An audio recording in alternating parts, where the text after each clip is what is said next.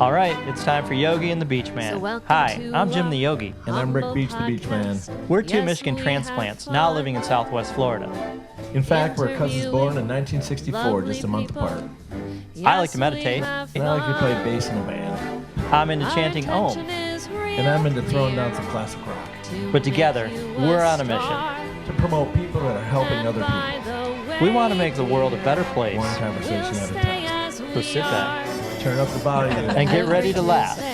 Because we like to have fun while we spread the love. Interviewing lovely people. Yes, we have fun. So where are you guys located? Right where the hurricane's coming. Oh my God, really? So you're in Florida? Yeah. No, we are literally if you look at the Weather Channel, if you zoomed in on the red line in the middle, it's right up the driveway here. Yeah. Oh, geez, you guys are hardcore doing a podcast interview.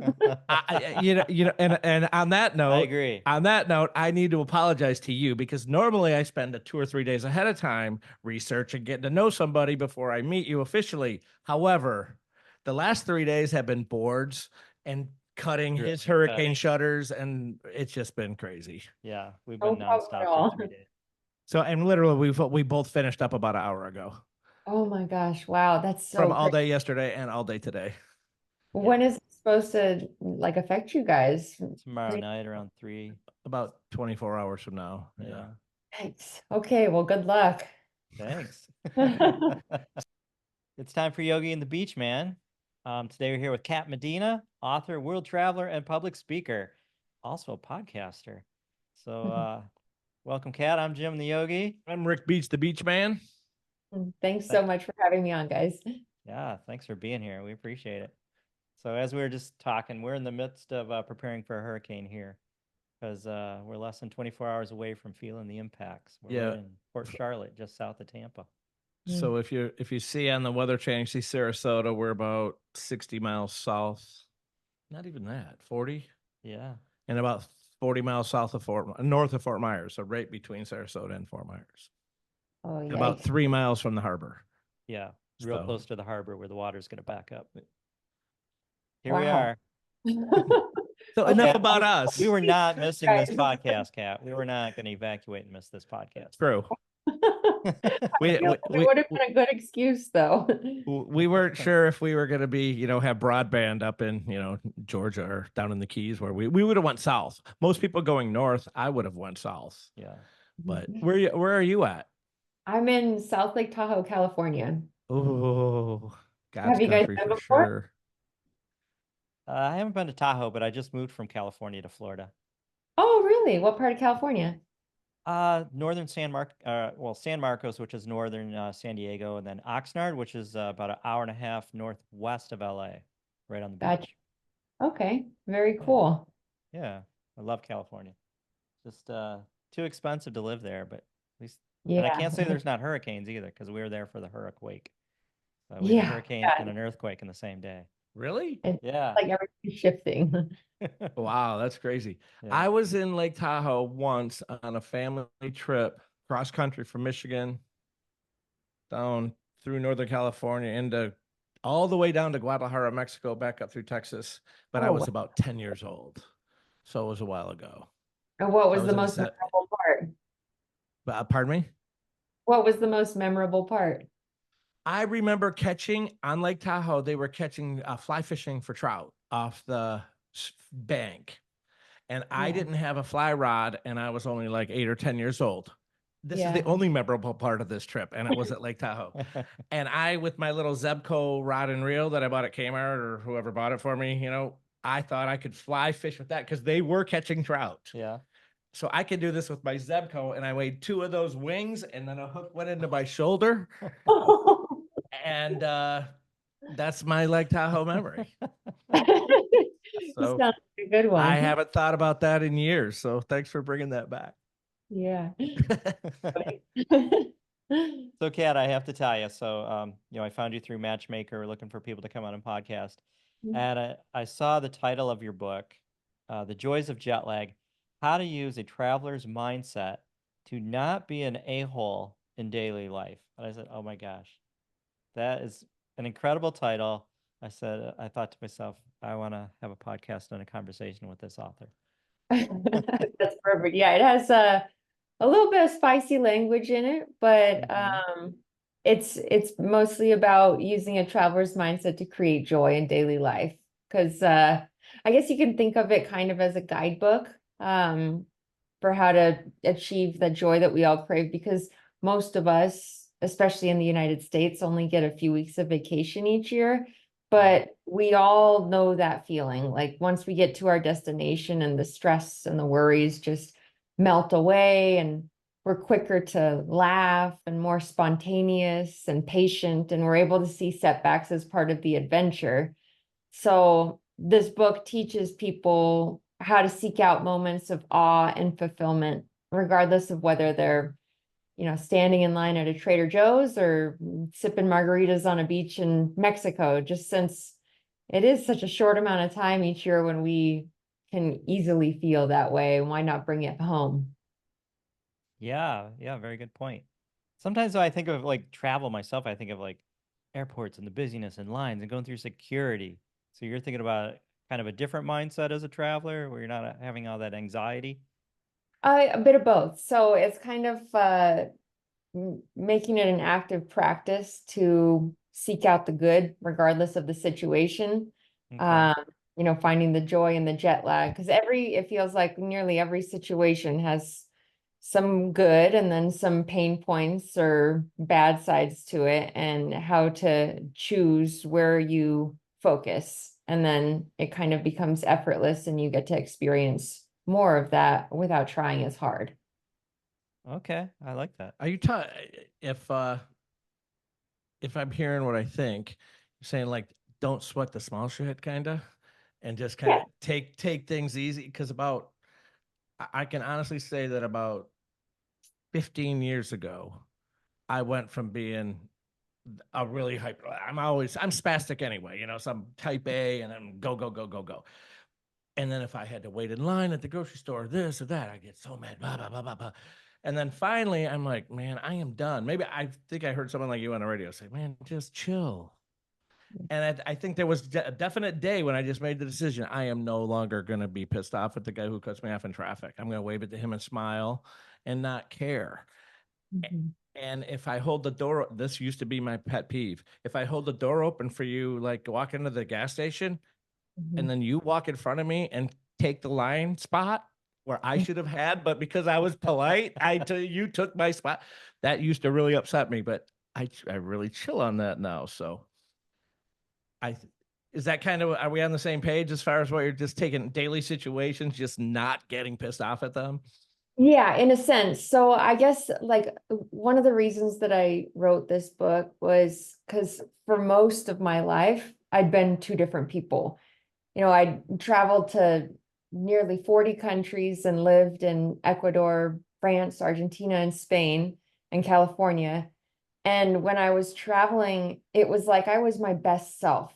Joy was effortless. And, I just felt proud of who I was. And there was this sense of knowing that I was exactly where I was meant to be, doing exactly what I was meant to be doing.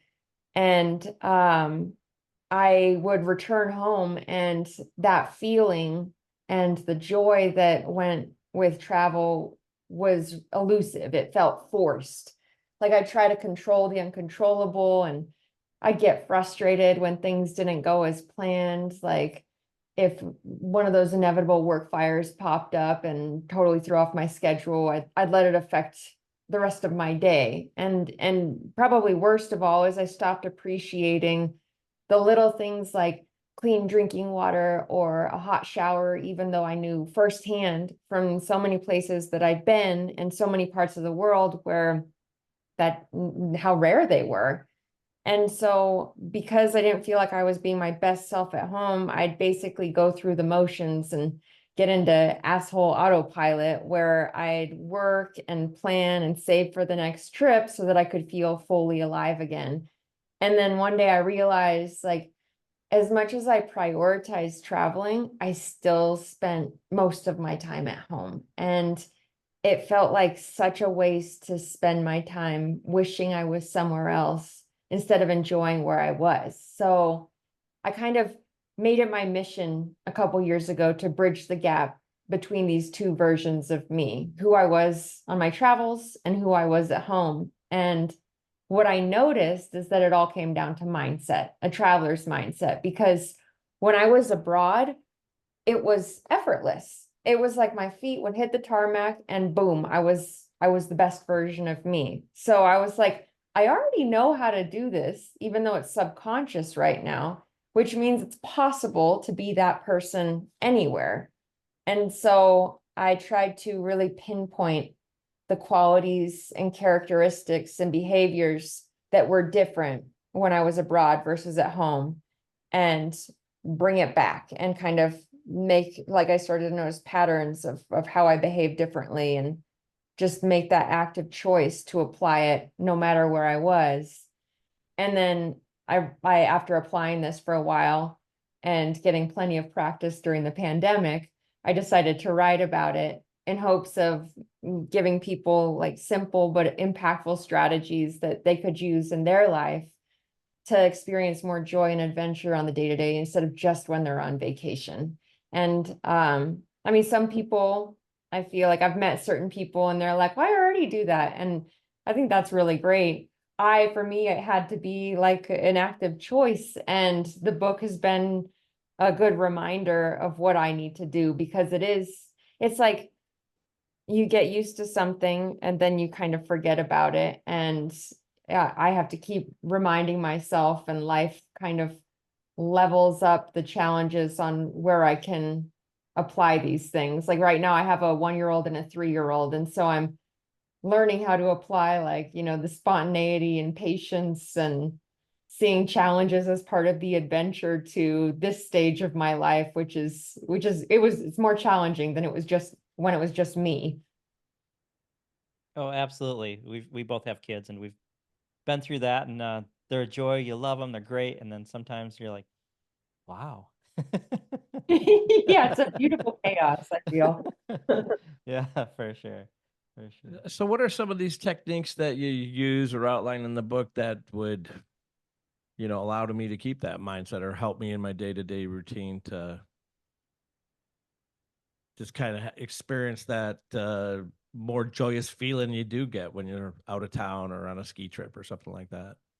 So one of the things that I noticed that was pretty different was when I traveled, I was open-hearted. And by that, I mean, like, I'd be open to spontaneous opportunities, situations, most importantly, probably conversations with strangers, like not the creepy ones so much, but it's like whenever I was abroad, I would kind of seek out these moments of connection with other travelers or locals. And I'd go into it with curiosity and this eagerness to kind of understand and learn about this person's life all the way across the world. And it showed up in so many different ways, like at just the right moment, I would come in contact with someone, and just by saying yes and participating in that moment,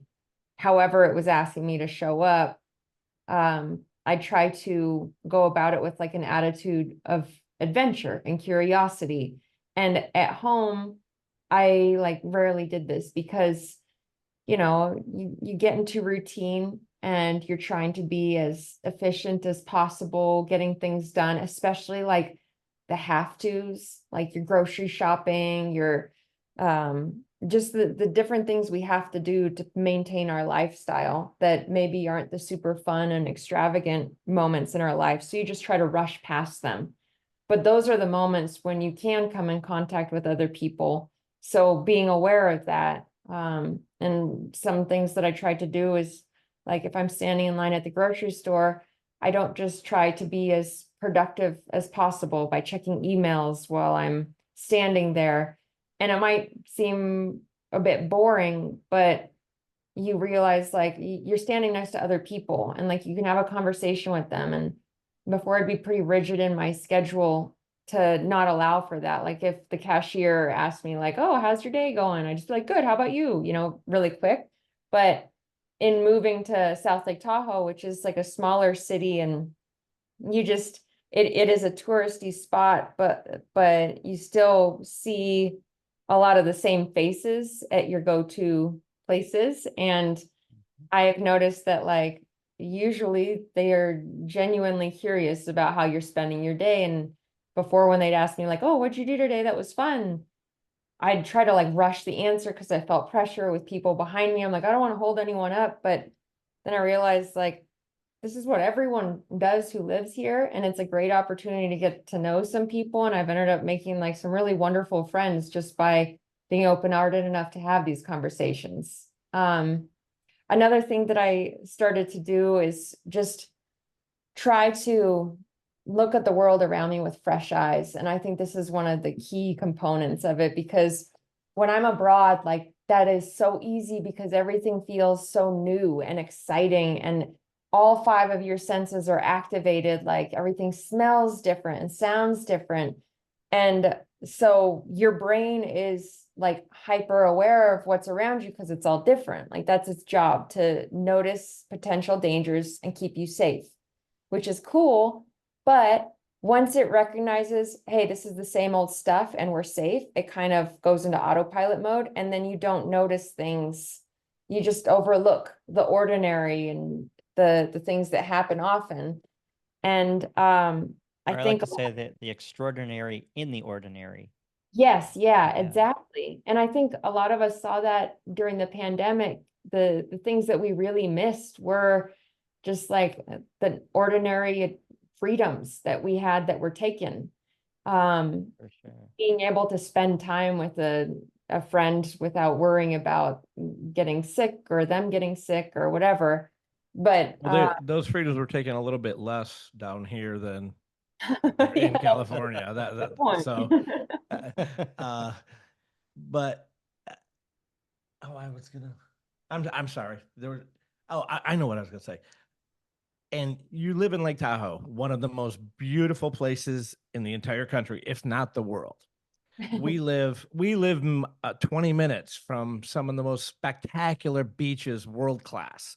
Like Siesta Key Beach is a 45-minute drive, and it was rated #1 beach in the United States so many times, and like top 10 in the world. We have all this beauty around us and all this cool stuff. And I've lived down here 25 years, so I've been to the beaches 1,000 times, and you get out of that. I get out of the appreciation mode of it, and you forget how much just good vibes and how it can change your entire day, week, month, just by going and at 7 o'clock in the morning on a Sunday and just being out there for 2 hours. And there's not another soul there that early, or spend the whole day at the beach, or just where you have mountains and hiking and trout fishing, as we were talking about earlier.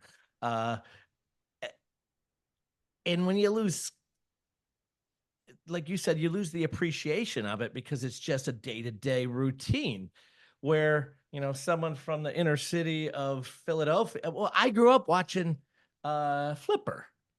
And I always said, man, I got those kids, they have the greatest life ever. Well, then I brought it here so I could raise my kids in that environment, and kind of did for the most part.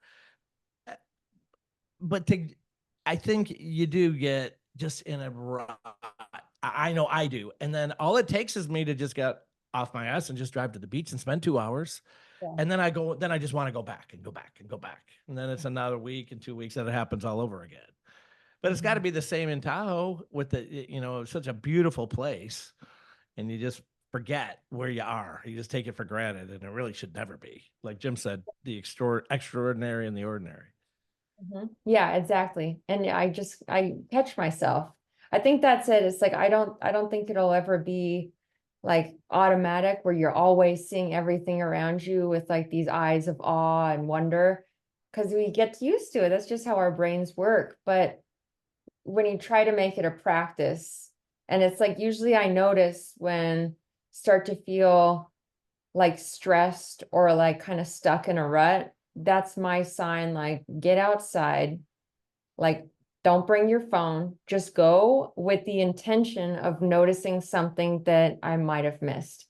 And it could be like it is lucky that like we live in a beautiful spot, because that makes it really easy to do this, you know, like you go outside when it's snowy and you just try to notice anything you can. And like one that sticks out of my mind, like over this winter, was like there was this like ice patch on the ground, and I just like paused and looked at it, and it was like, holy cow, the like intricacy of this like design that nature made overnight is unreal. And I do have a little cheat code, and that's just basically following my toddlers around, because everything is fresh and new for them, so they can Oh yeah. Yeah.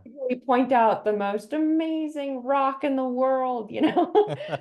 It's like, hey, save this for me. So like my pockets are full of rocks and sticks, but it's a good reminder of just how to notice and what to notice, and making it a practice. Yeah, very good. But I have to notice, I mean, you have probably a higher level of self-awareness than a lot of people do. I mean, you're not only being aware of these things, you're taking a step back inside from your mind being totally cluttered or focused on got to do this, got to do that. You're taking that moment to be in that your self-awareness to become more aware of your surroundings, more aware of other people. And I think there's a disconnect for a lot of people for that. I don't know if everybody can just like make that snap, where they're all of a sudden being aware of their emotions, being aware of what they're not doing, what they are doing, and doing what you're doing to take a step back and say, okay, I'm getting a little cranky. I need to find that, something special in my life right now, no matter what it is, that lamp or that spot on the wall, finding the beauty. Most people don't have that. Most, especially younger people, for sure, don't have that. Well, I think there's the potential, but There certainly is. And I mean, I think my daughter's 30, just turned 32 2 days ago on the first last week. And I really think that just in the last month, I've seen her transform. I've seen her kind of go from that unaware to that more self-awareness person. And she's been kind of talking me through her experience. Man, Dad, when I was really petting Bear, her German Shepherd, and I just started looking in his eyes, and it is how his nose was curled, and it was just so cool. And I'm like, yeah, that's what I'm talking about. It's just those little tiny, tiny things that you might not think anyone else is interested in. Maybe they're not, but as long as it's kind of new to you, and you can really love your dog by looking in their eyes, for sure. But I think she's really made that awareness change here in the last month or two, but I don't think most people are. I think something else, like along the lines of what you had said at the beginning, was, not letting the little things in daily life bother you. And one kind of practice I always look at, like if I leave the house and I get down the street and I'm going, and I might be in a hurry, but I'm still never going to be in a hurry, no matter even if I am. But if I'm running late or whatever, and I forget my wallet, or I left this at home, now I got to go back. I used to get really pissed at that, but now I'm like, well, we've all had friends in tragic car wrecks. And I always look at it, maybe this 34 or 45 seconds or 2 minutes is the delay I need so the semi that ran the red light doesn't T-bone me. Yeah. Maybe it's a higher power saying, no, we're going to send you home and put you on a little delay. We're going to wind the clock back like Superman spinning back the world. I really believe in that kind of karma. And that's why I never get pissed off about leaving shit at home anymore. It just was I mean, what do you think of that? I mean, do you kind of look at that in the same way as I do? Yes. Yeah. I think I heard a while ago, this quote, life's always happening for you, not to you. And in those moments, like if I can lean into that, then I don't know, it's fills me with a sense of peace and calm that like this is happening like it should, for my best interest. And sometimes that's hard to do if it is like a really big problem, but in like bringing how I would see these situations when I travel home, the situations when I'm abroad that don't go as planned, that are problems, like you lose your luggage or you miss your train, or just you get swindled in India, like those are usually the stories that I tell people when I'm back. Like, and so why not do that at home? And also kind of going into it, like when life kind of unravels differently than we expect, yes, it might be saving you from something worse, or it could also just be adding a bit of spice to it and to speed up the time between the tragedy and the comedy, you know? True. Yeah.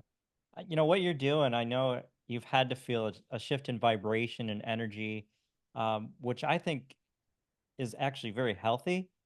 Because I think in the other mode, that other you that you talk about, I don't know, there's kind of like a negative energy that goes with it, almost like a gut wrenching kind of, I don't know how to describe it. Instead of the openness and freeness, the peace and the love, there's a different kind of energy vibration. And I think the second one, the one you're on to now, is way more healthier for all I of think us. it Just feels that way. Yeah. And I Mhm. think what I noticed is like so much of my life, like I I've always been like a goal setter and I have like a science to it. You know, I think of it, come up with the plan, follow the steps, you know, almost to the point of like just do whatever it takes, white knuckle it, control it.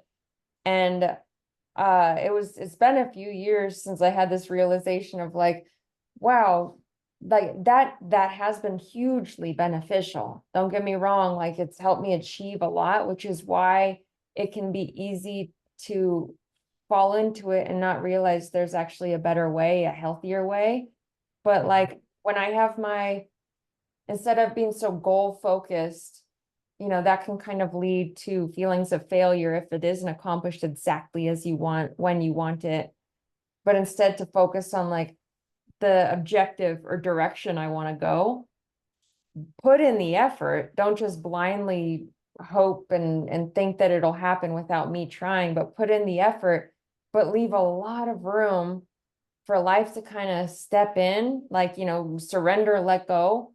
And then you kind of Mhm. get guided on this greater path as opposed to like forcing your way, like bushwhacking the trail.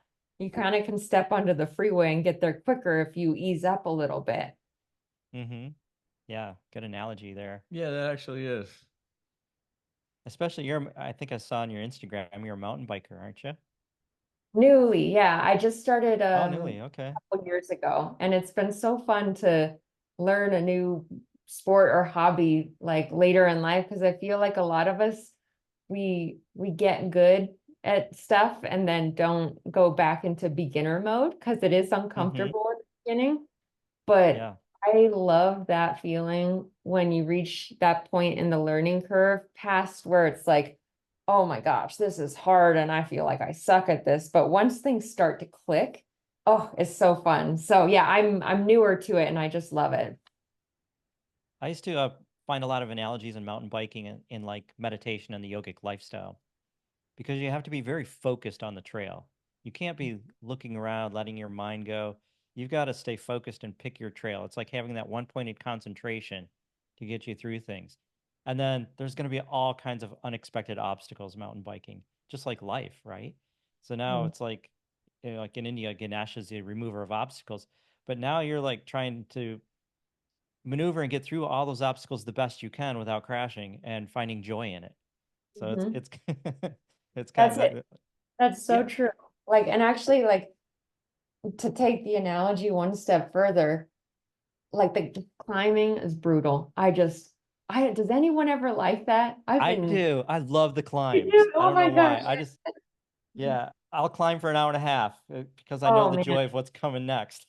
Yeah, that like it definitely, I like to earn the downhill, but what Uh-huh. I've noticed is the climb is tolerable, sometimes Mm-hmm. enjoyable, barely, if you're not alone in it. And so Yeah. Yeah. usually like in life, I used to always like get through the hard stuff on my own and then reach out to people once I made it through it, you know? Mm-hmm. And I'm seeing how beneficial it is to not wait till I'm out of the hole before I start leaning on people. And Yeah. that when you actually share those moments, just by sharing that you're suffering, the suffering subsides a little bit.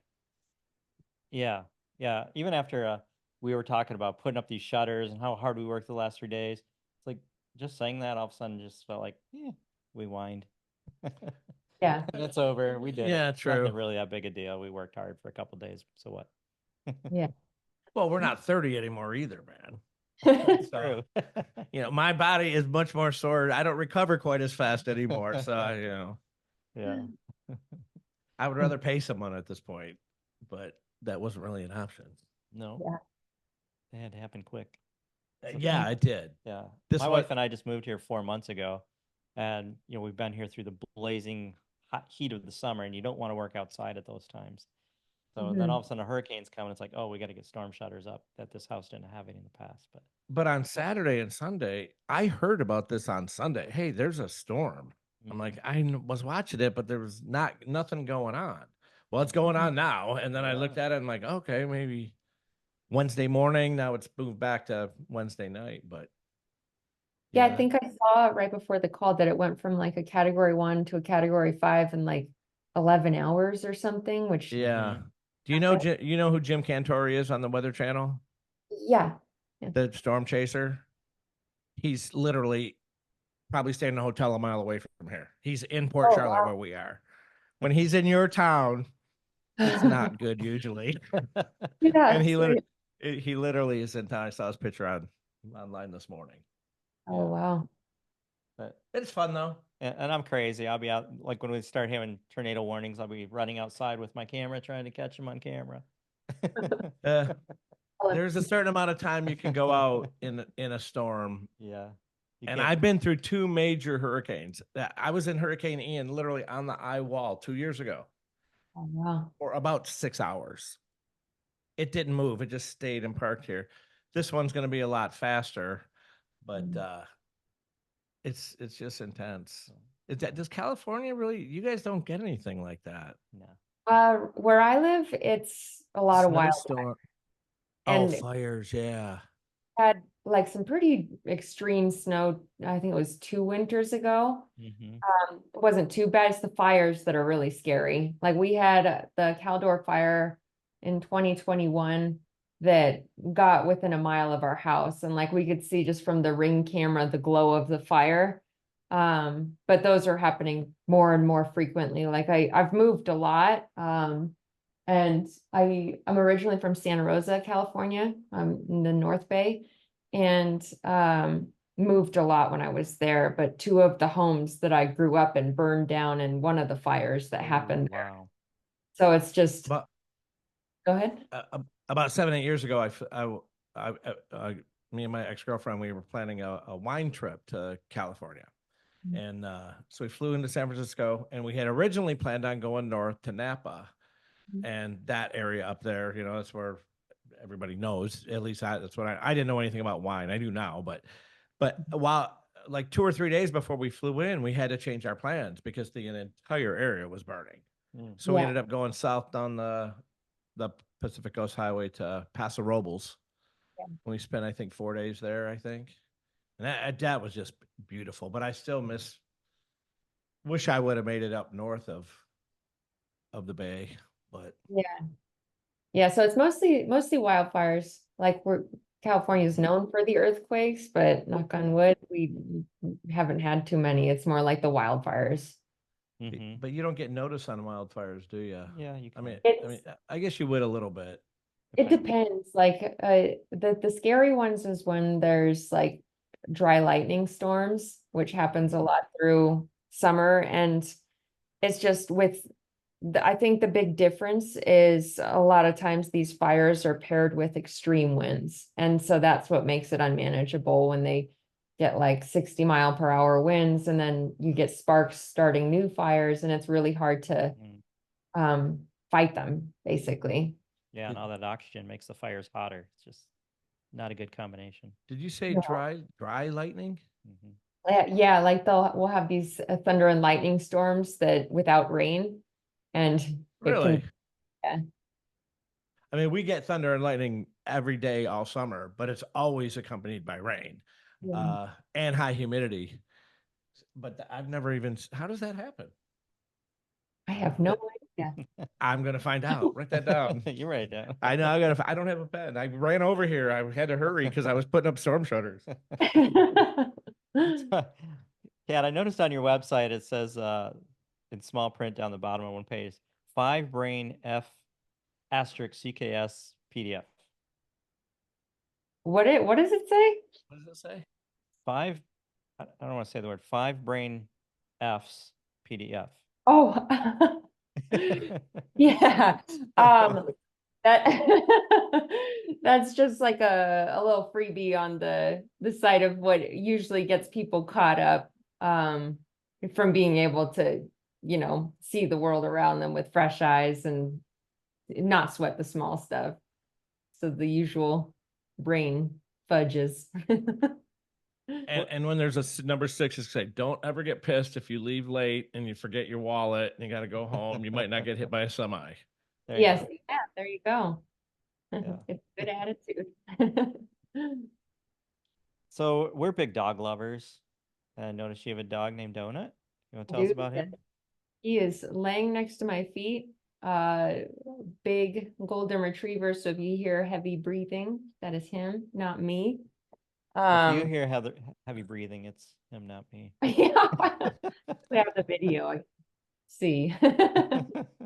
So when you were doing all your travels, obviously you have now a life in it's different than your traveling years now that you're in Tahoe and you have a 1 and a 3-year-old and a dog. So when were these experiences in Ecuador and Spain and your other destinations? Is this like right out of college or right out of high school? Yeah, so How did like that work out for you? the longer term trips, the first one was when I was 17. I did a study abroad program to France, and it was for 6 months. I didn't really speak a word of French before I left, and I lived with a French family, went to a French high school, and it was so hard, but I was hooked because it just kind of made me feel alive and challenged me in a way that I wasn't used to, and just taught me so much. Like, I learned by going to a different high school that every country's world history is different. Each country has itself as the protagonist. So learning, about the United States from a different perspective was really eye-opening. But Can you then, give us an example of that? That intrigues me. yeah, I guess it's just, I felt like, in school, I had never learned about the United States involvement in Cambodia with the Khmer Rouge and all of the landmines and things like that. I'd never even heard of it. And I heard about it in like French high school. And then I also had traveled to Cambodia a couple years ago.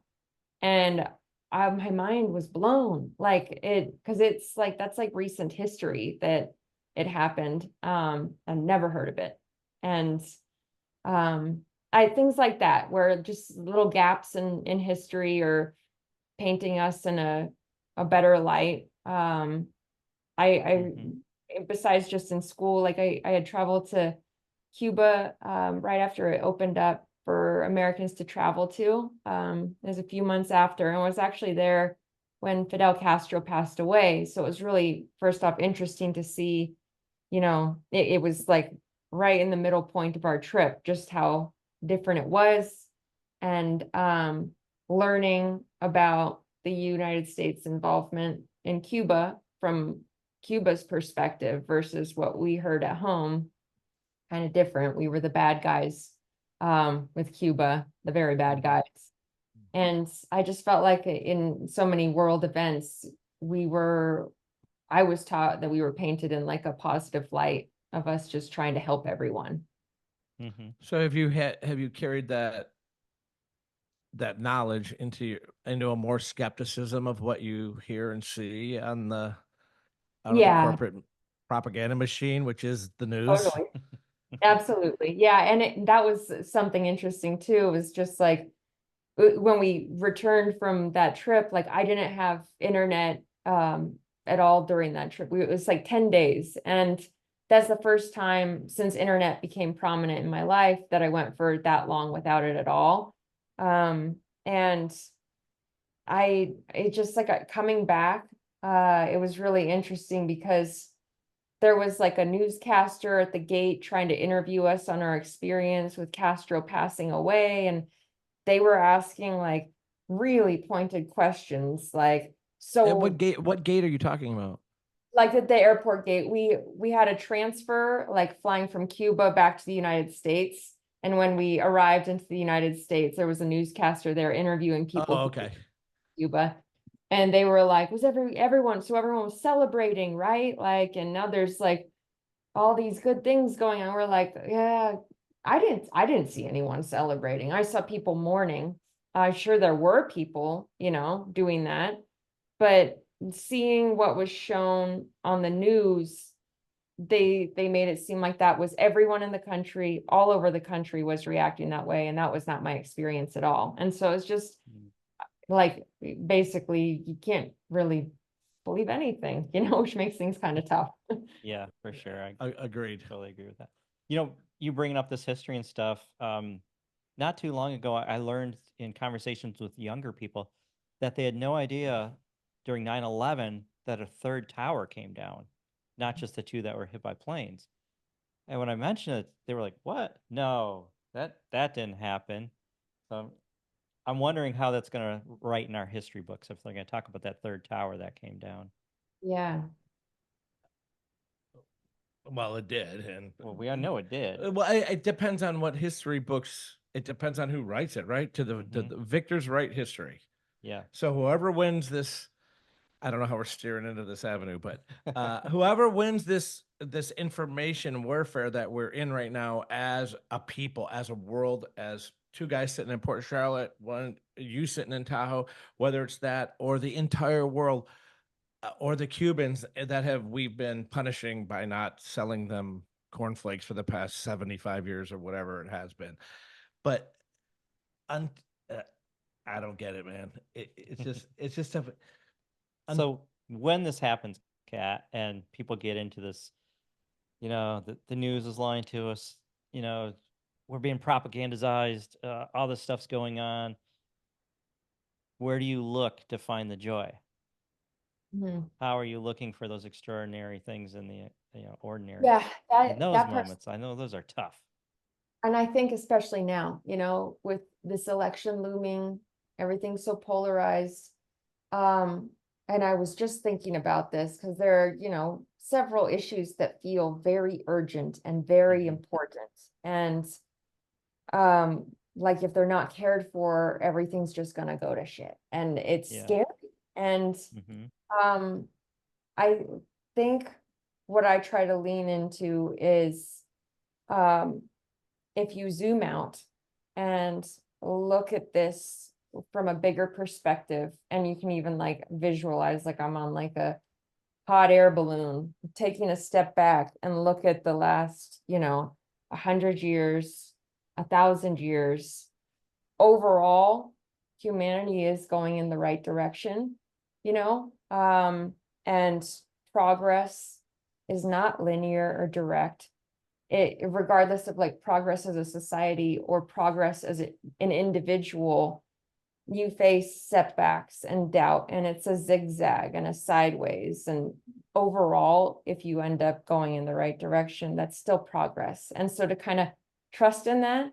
And then there's certain things where I feel like, yeah, I could trust in that. That does alleviate some anxiety associated with this. But what about the things that feel like if they aren't addressed now, it's going to be too late? Climate stuff,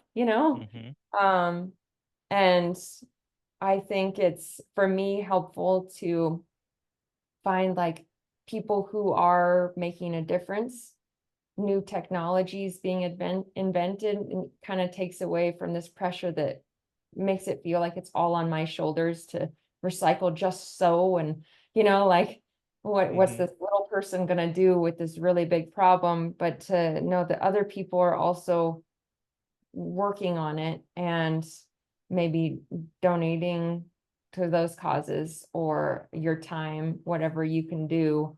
And just try to be inspired by what other people are doing. But it's hard. I avoid the news because it just makes me sad a lot of the time. Yeah, for sure. But that's great advice. I like what you just said, because I mean, especially with the election coming up, like you mentioned, so many people are just so focused and worked up, and we got, but like you said, humanity's going in the right direction. We've been doing pretty good. I like that, taking that faraway view and saying, hey, Well, I really think that we're not going in that right direction, because I think with the anti-privacy that we never have, because we all have these. So we've given that all up. We've given up every bit of our of uh, we will give up, but we've shown that we will easily give up our freedoms for almost no reason other than they said so, with no basis in fact, or not, or follow the science, that I made up yesterday in the. So I think we're at a turning point. I think that 25 years ago was probably, I'm glad I was born in the 60s and I grew up in the 80s, because I think before the internet got here, because what we had was hair bands and dial phones, and it sounds all cheesy. I mean, I'm not shitting you. For before I for at least an hour a day, I watched 2 episodes of Leave It to Beaver. I just love that show. I watch it all the time. And now on the Roku channel, there is a 24/7 Leave It to Beaver channel. So it's very accessible. And that's Now, kind of, that's progress though, right? and that is progress. But when we gave that up and we continue to give it up, and the powers that be continue to take it, and we don't stop them, I don't know if you can say that's going in the right direction right now. In the big picture of things, us at individual levels, we certainly have the ability to make our lives better and more positive in this world of craziness and and divisiveness. Uh, I won't get into. I'll never lose a friend over politics. I just won't. I have 2 really good buddies. I see them all the time. They're both on the other side of the spectrum, but we just don't talk about that. Or we do. We sit and have a conversation, and no one's calling me. No, I'm not calling him an asshole. He's not calling me stupid, even though he kind of is. But well, that was a joke. I was making a joke. But in the big picture things, that's where I think things are going. Oh, there's a hurricane warning. Emergency alert. We're now under, I'm trying. We're now under evacuation orders mandatory. So Yeah, so what's the plan then? Gotta go. Bye. yeah. See ya. No, we're gonna ride this out. I'm 9. Yeah. How high above sea levels are you? 6,200. About the same. We're 16 feet. I'm at 19. I'm significantly higher than Jim's 16. Nice. So, but I mean, am I out to lunch on that as far as what? I mean, you guys were saying earlier, we're getting better as a actually, can you qualify that a little bit? Why would you say that? I don't get it. So I'm thinking like go back like 1,000 years when we were just brutal to each other. When we were rubbing sticks together for fire, sure. Well, but even at like not that long ago, yes, but like just how humans were incredibly violent, and like now women's rights are definitely threatened, but like back in the day it was just like absolutely non-existent. So I see what you're saying. I do agree. I feel like we are at a turning point, where the extreme violence as a people really didn't stop till after slavery, right? 1860s probably. Because there was that brutality here until about then. And then of course but it's decreased, right? Like she's saying. Oh no, and that's I think the end, because when you say amazing brutality between peoples, yeah, that was all through 1400. Yeah, what we did to the Indians when the white guys came over here, and what across the world did during the slave trade. I mean, and there was a lot more white slaves than black slaves around the world. So that brutality is kind of over here, but it's not over in the other countries. But I totally agree with you. That has stopped here in the US. or lessened a little bit overall when you look at like the numbers. I forget, there's an author who writes specifically about this. I think it's like Steven Pinker or something like that. Are you familiar with him?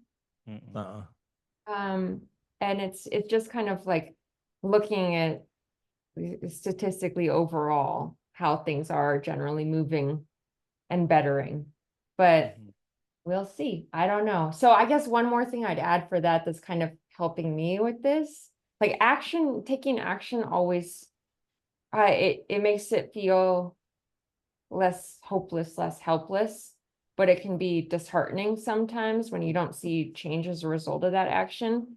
And I think you have a good approach of maintaining friendships because right now it feels like everyone's getting their own customized version of quote unquote the news, and so taking that into account, you can kind of understand why people believe certain things when that's all they're exposed to and they don't have access to other stuff. And the only way that people change their minds, especially when it's kind of like someone's opinion is paired with their identity, which can be the hardest thing to change, is when they have conversations with friends. Usually that's when people's guards are down and they're like, well, I admire this person and they think this way. And I know, like, I've heard conversations with like Jane Goodall talking about how she created some really wonderful relationships with like highly polluting like oil company type people, and it was all about like going into it, seeing that they're human, kind of creating a friendship, and then doing that through storytelling.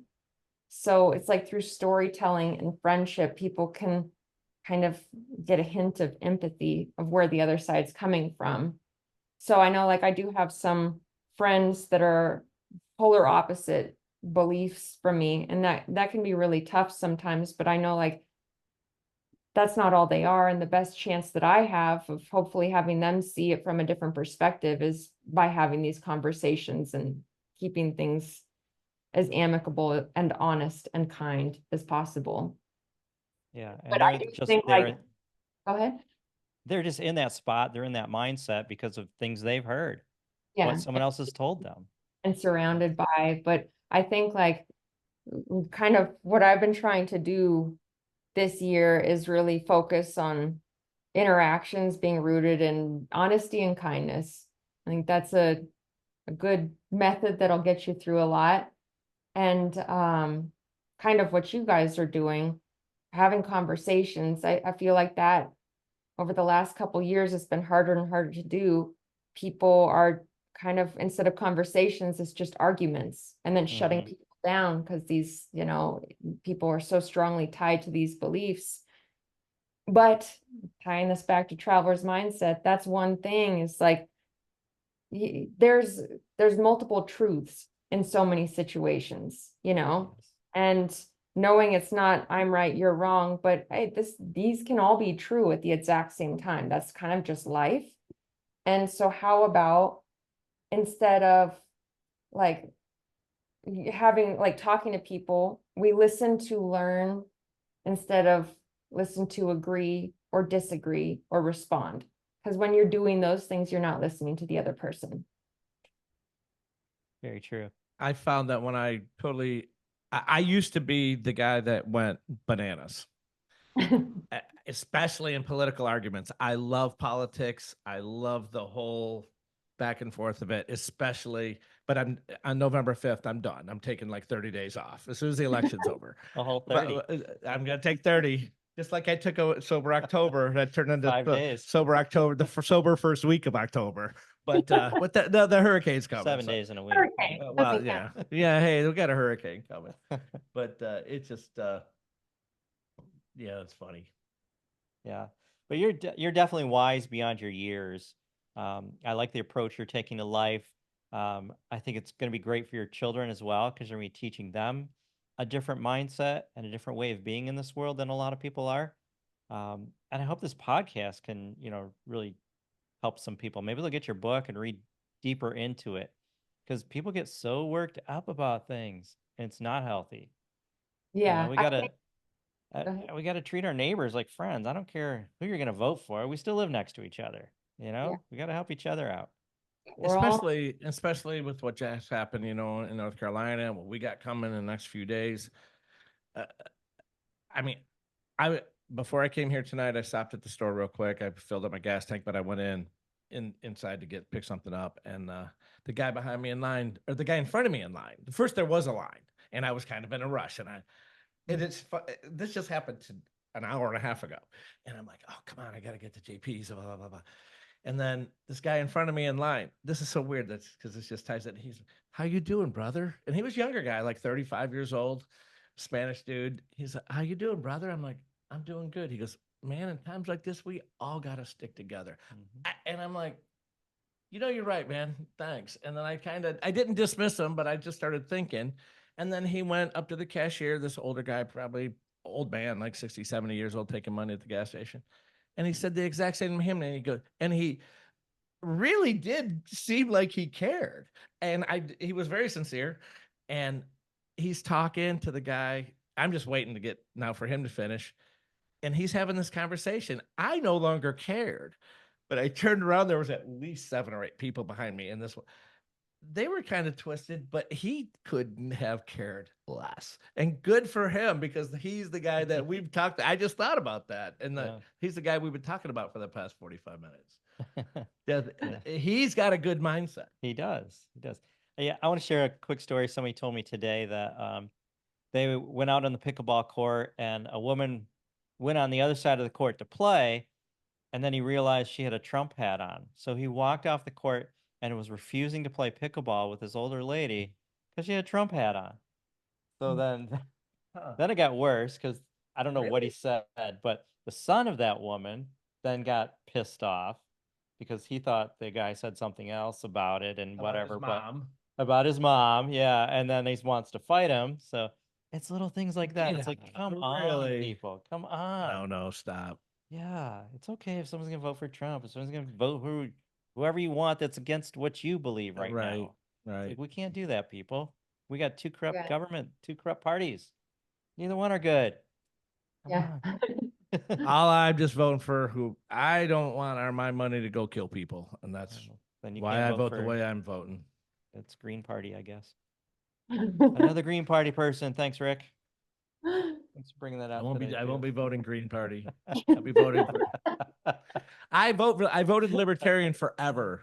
I didn't vote for I voted for Ronald Reagan, my first election that I could vote, and I didn't. And I voted for Libertarians ever since, until this one. Cool. But I haven't voted yet. But Kat, we've been asking this question as of late to our podcasters. So, Kat Medina, what are you doing to make the world a better place?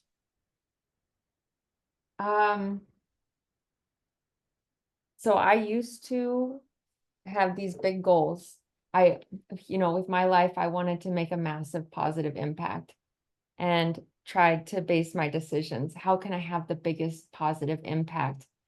And more I'm seeing that the most long-lasting ripple effects type positive impacts that I can make can just come about from kind of simple kindnesses to strangers. You're smiling at strangers, having random conversations, really small things. That's what you remember. And even from people whose name you don't know. So I'm trying to make it a better place by just trying to fit as many of those moments in my day as I can. I have this little note right in front of my laptop. It says, make someone's day today. And that doesn't have to be for something big. So you're being the change you want to see in the world. Trying to. Well, I love that. I've noticed that every time we talk to someone like you, or the guy, the raw vegetable guy, or this guy or that guy, and a lot of these conversations I go into say, man, I'm not going to like this guy. And then I end up just enjoying the conversation crazily. But I do always take little bits and pieces, like from the hypnotist lady. What's her name? Chris Vogelsong. Stuff she said to me, I use it every day. The guy that says, think and close your eyes and feel just be in the moment. That's why I'm going to take it. I will promise you, because it's only a positive thing, that I'm going to be the guy who was in front of me at the gas station today. I'm going to be that guy saying hi to the guy behind me. And I'm always nice and pleasant to people. I'm never rude, but I'm going to make someone's day tomorrow. Kat, you're spreading ripples of goodness. You are. I love that. You're rippling through the beach, man. That's true. I love it. Hey, well, thanks so much for spending this time with us. We really appreciate it. Yeah, for sure. Thank definitely. you. Where, You guys be where can safe, people too. get your book? I'm assuming it's on Amazon. Yeah, Amazon, Barnes and Noble. Bookshop.org is a really great website that connects you to independent bookstores, or just going into your local indie shop. If they don't have it, you can request it. So I always recommend go indie. That's always fun. Yeah, definitely. My daughter can go into Books A Million literally for hours. Yeah. And just stay there. So Bookstores are the best. They Well, are. again, thank you for being with us. We appreciate it. We probably got to go evacuate now. yeah, I think. Yeah. Can we reach out to you in a few months and maybe have you back on for? Absolutely. Yeah. Cool. Any plans for another book or anything else Yes, you'll be doing upcoming? Yeah. I've made it through the more intense stage of the mom brain fog, and I'm ready to create now. So that's in the works. Good. We'll talk about that on our next podcast. Great. Okay. Thank you. Yeah. Thank you. Awesome, Kat. Thanks. Take care. Have a good night. Bye.